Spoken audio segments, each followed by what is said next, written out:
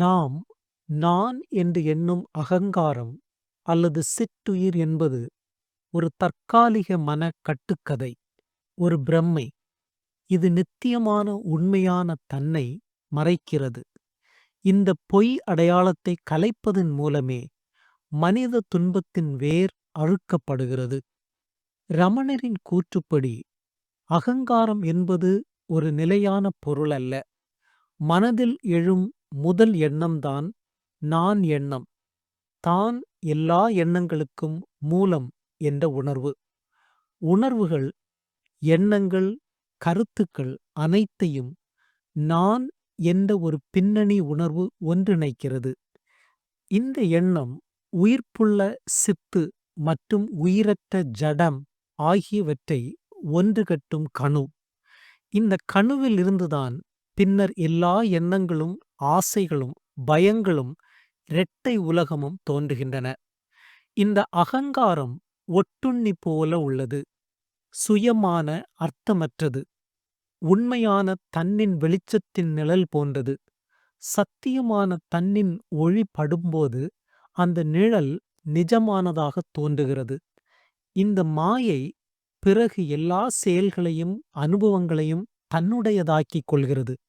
நான் மகிழ்ச்சி, நான் துக்கம், நான் செய்பவன், நான் துன்பப்படுகிறேன் என்பது போன்று.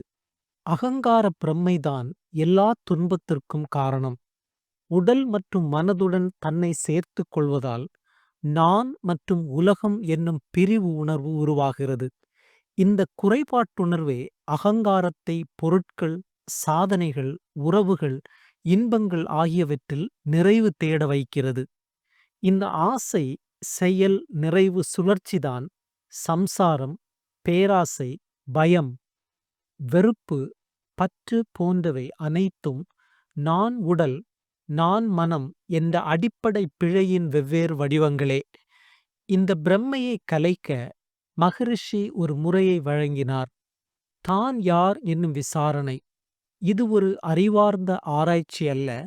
நான் எண்ணம் எங்கிருந்து தோன்றுகிறது என்பதை உற்று கவனிப்பதே இம்முறை.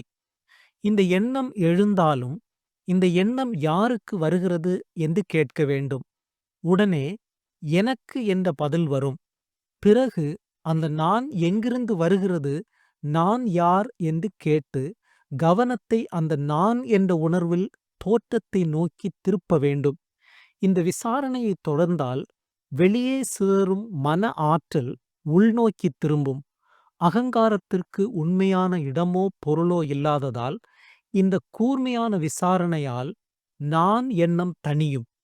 அகங்காரம் மறைவது ஒரு வெறுமையை ஏற்படுத்தாது. மாறாக உண்மையான தன்மையை வெளிப்படுத்தும். பொய்த்தன்மை நீங்கினால் தான் மட்டுமே இருக்கும். இந்த தன்மையை ரமணர் சத் சித் ஆனந்தம் என்று வர்ணித்தார். இது எப்போதும் இருக்கும் நான் நான் என்ற நித்திய அறிவு. இது உடல், மனம், உலகத்தின் மாற்றங்களால் பாதிக்கப்படாத சாட்சி. இது இரட்டையற்ற ஒரே ஒரு பரம்பொருள்.